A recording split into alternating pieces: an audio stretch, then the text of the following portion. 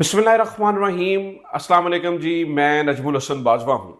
आज 3 मार्च है, दूसरा रोज़ा है और तकरीबन 576 दिन हो चुके हैं इमरान खान को कैद में।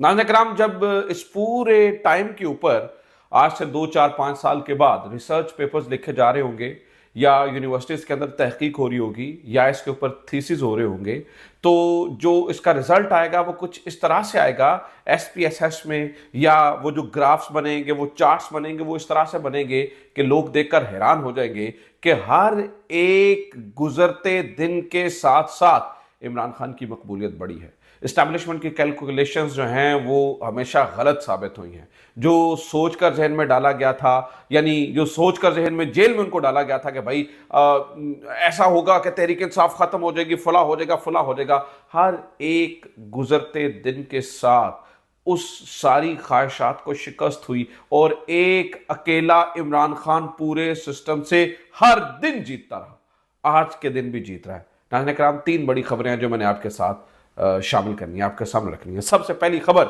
मुनीफ फारूक साहब की दी हुई खबर है, जो कि इस्टेब्लिशमेंट के बड़े करीब समझ जाते हैं। ऑब्वियसली उन्हीं की तर्जुमानी करते हैं। उसे क्या कहते हैं, ऑफिशियल तो नहीं लेकिन अनऑफिशियल किस्म के तर्जुमान हैं। तो मुनीफ फारूक साहब बता रहे हैं कि 2 बड़े इस्तीफे इस वक्त तैयार बैठे हैं और एक तगड़े ताकतवर तरीन को तो शायद किसी और तरह से डील किया जाएगा। 2, अब मैं, ये मेरी खबर नहीं है जी, ये मुनीफ फारूक साहब की खबर है। तो किस किस के इस्तीफे आ रहे हैं और कौन इस्तीफे दे रहा है, ये बड़ी पहली खबर है। दूसरी खबर आर्मी चीफ के खिताब के हवाले से। नाज़रीन कराम, आर्मी चीफ ने बहावलपुर में जो है ना वो खिताब किया।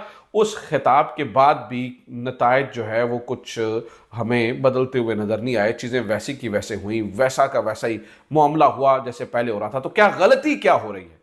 आर्मी चीफ के खिताब के बाद अब थोड़ा सा एनालाइज हम करने की कोशिश करेंगे कि इस्टेब्लिशमेंट, यानी जो टॉप के लोग हैं, वो स्टूडेंट्स से इंटरेक्ट करने की कोशिश कर रहे हैं, सिटीजन से इंटरेक्ट करने की कोशिश कर रहे हैं, सिविल सोसाइटी से इंटरेक्ट करने की कोशिश कर रहे हैं।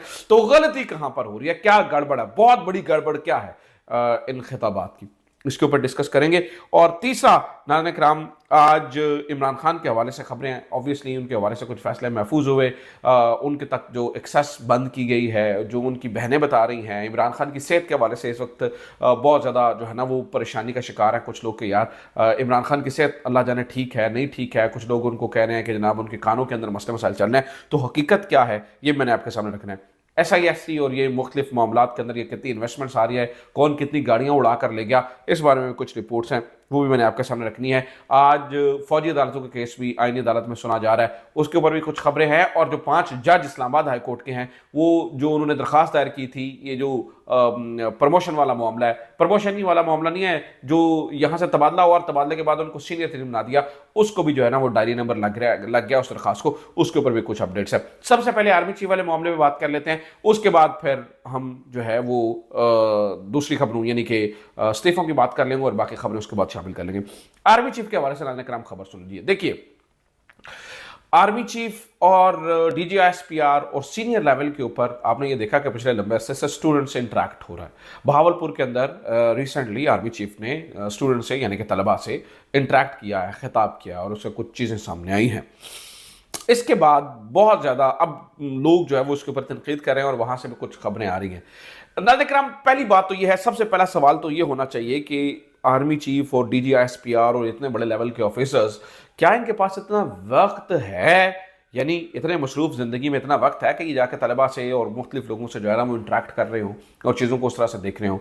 तो वो मैं ज़रा आपके सामने मैं उसकी ज़रा तफसील रख देता हूँ कि क्या उसकी सिचुएशन है। देखिए, और वो क्यों हो रहा है। देखिए, एक तो है मतलब मुख्तलिफ सर्वेस आ रहे हैं। एक तो सर्वेस ऐसे हैं जिस तरह के सर्वेस ये जो नवाज शरीफ साहब हैं वो बना रहे हैं। और आपने रिसेंटली एक और सर्वे देखा जी, नवाज शरीफ साहब मकबूल होते जा रहे हैं, वो बैठक जब बैठ के अपने घर ही बैठा मकबूल हो रहे हैं, ठीक है, और इमरान खान साहब की मकबूलियत खत्म होती जा रही है। ये तो होते हैं, आपको पता ही है, बनाए टेबल स्टोरीज वाले सर्विस। कुछ असल जो इस्टेब्लिशमेंट है या जो एजेंसीज हैं वो कुछ असल सर्विस करवाते रहते हैं। उस असल सर्विस से पता चलता रहता है यूथ क्या सोच रही है, लोग क्या सोच रहे हैं, और वो एक्चुअल सिचुएशन का अंदाज़ा जो ताकतवर है या जो फैसला साज है या जिन्होंने को डिसीजन लेने होते हैं उनको होता है। इसी तरह से आर्मी चीफ को उनको बताया जाता है कि भाई यूथ के अंदर ये है, तो वो फिर इंटरेक्ट करके यूथ के मसले मसाइल हल करने की कोशिश करते हैं। लेकिन यहां पर सबसे बड़ी जो टेक्निकल प्रॉब्लम है वो गलत चीजों को देखा जा रहा है। देखिए, मिसाल लीजिए, आप एक यूनिवर्सिटी में जाते हैं, मिसाल है भावलपुर यूनिवर्सिटी में गए, वहां पर कितने लोग होंगे, 200-250 लोगों को बुला के आपने खिताब किया और फिर आपने क्या किया, उसको प्राइवेट कर दिया ना, लेकिन उस तक एक्सेस ही किसी की नहीं है। आपने 200-250 लोगों के अंदर खिताब करके, और उसके अंदर भी डिसेंट वॉइसेस होती है और बताया जाता है जी प्री स्क्रीन्ड लोग लेकर आए जाते हैं। तो ऐसे में बयानिया नहीं बनता। बयानिया बनाने के लिए पता नहीं ना जाने क्या होगा रिसर्च, बयानिया बनाने के लिए दो चीजें होती है। आप ठीक है इतने ही लोगों से खिताब करें तो फिर उस खिताब को पब्लिक कर दीजिए। उस किताब को अगर आप पब्लिक कर देंगे तो ऑब्वियसली लोग सुनेंगे। हो सकता है अगर आप ऐसी बात कर रहे हैं कि लोग सुनकर कन्विंस हो जाए, तो स्टूडेंट्स वाकई सचमुच कन्विंस हो जाए, इतनी जानदार बातें हो रही हैं, तो फिर all over the university, all over the Pakistan वो क्लिप्स शेयर होंगे, उससे लोग कन्विंस हो जाएंगे और उससे लोग कहेंगे यार जबरदस्त शानदार क्या बात है, और लोग ऑटोमेटिकली आपका बयानिया बनता नजर आएगा। ये जो प्रॉब्लम है ना कि एक यूनिवर्सिटी के अंदर जाना, वहां पर प्री स्क्रीन लोगों से खिताब करना, और जो उसकी वीडियो जारी होना वो बगैर ऑडियो के जारी होना, नाज़रीन किराम ये प्रॉब्लम है। और हमारे जराये तो ये बताते हैं कि वो चीजें होती हैं वो प्री स्क्रीन लोग लाए होते हैं, और प्री स्क्रीन लोगों के दरमियान भी इतना आसान नहीं है। मतलब अगर वाकई मैं तनकीद नहीं कर रहा किसी को, मैं ये चाहता हूं कि अगर वाकई डिपार्टमेंट ये चाहता है, अगर वाकई एस्टैब्लिशमेंट ये चाहती है कि उनका बयानिया बने, तो उनको सबसे पहला काम ये करना चाहिए कि जहां ये स्टूडेंट से इंटरेक्ट कर रहे हैं, यहां से लोगों से मिल रहे हैं, तो उसको ओपन कर दें, पब्लिक कर दें, सब तक एक्सेस हो। यानी कि एटलीस्ट अगर चूंकि डिसिप्लिन का ख्याल रखना होता है, वहां पर ज्यादा बंदे नहीं आ सकते हैं ना, तो वो जो रिकॉर्डिंग है उस रिकॉर्डिंग तक सभी को एक्सेस हो, ताकि सभी लोग एनालाइज कर सके। और बाकी इसमें इतनी जानदार बातें हुई और उसको जो है ना वो कट टू कट वर्जन के अंदर जो है ना विदाउट कट यानी पेश किया जाए, ताकि जो सभी लोग हैं वो और वाकई उसके अंदर अगर ऐसी बातें होंगी कि जिनसे वाकई कन्विंस हो सकती है यूथ, तो वो कन्विंस हो सकती है। लेकिन यहां पर मामला यह है कि वो मुख्तलिफ किस्म के जो है ना वो वही पुराने जो हमारे टिपिकल होते थे डायलॉग्स, उस तरह के डायलॉग सामने आते हैं, उस तरह की चीजें सामने आती हैं, या उस तरह के बयानात सामने आते हैं, जिसका नतीजा अल्टीमेटली वैसा नहीं निकल पाता जिस तरह से इस वक्त एस्टैब्लिशमेंट सोच रही है कि यार ये कर लें। मैं मिसाल देता हूं, ये आर्मी चीफ के भावलपुर खिताब के बाद एक मिसाल है, उन्होंने एक बयान दिया। उन्होंने कहा जी कि जब तक अजीम माएँ अपने बच्चे मुल्क पर कुर्बान करती रहेंगी, हमें कोई नुकसान नहीं पहुंचा सकता है। तो साबिर शाकिर साहब ने जो है ना वो उसके ऊपर रिएक्ट किया। अब देखिए कि फिर वो जब इस तरह के बयानात होते हैं ना, अगर तो वो ओरिजिनल जेन्युइन वॉइस में उसी तरह से और फिर होता और जेन्युइन सारी रिकॉर्डिंग होती तो ये इशू नहीं होता। लेकिन साबिर शाकिर साहब इसके ऊपर रिएक्ट कर रहे हैं। वो क्या कहते हैं, वो कहते हैं जी अब मैं बता रहा हूँ कि नेगेटिवली ये किस तरह से चीज़ें, मैं कम्युनिकेशन वॉइस बता रहा हूँ, यानी कि मैं कम्युनिकेशन का तालिब इल्म हूं और मैं उसी हैसियत से नाज़रीन किराम आपको बता रहा हूं। तो साबिर शाह कहते हैं जी माएँ तो पहले दिन से ही वतन अजीज पर अपने बच्चे कुर्बान कर रही हैं, लेकिन गुज़िश्ता 25 माह में माओ बहनों बेटियों की चादर और चार दीवारी को क्यों पामाल किया गया? जिम्मेदार कौन है? फौजी खानदानों को घरों को भी निशाना बनाया गया। बुजुर्ग जनरल अमजद शेब को हथकड़ी लगाकर घुमाया गया। खवातीन को हिरासा किया गया।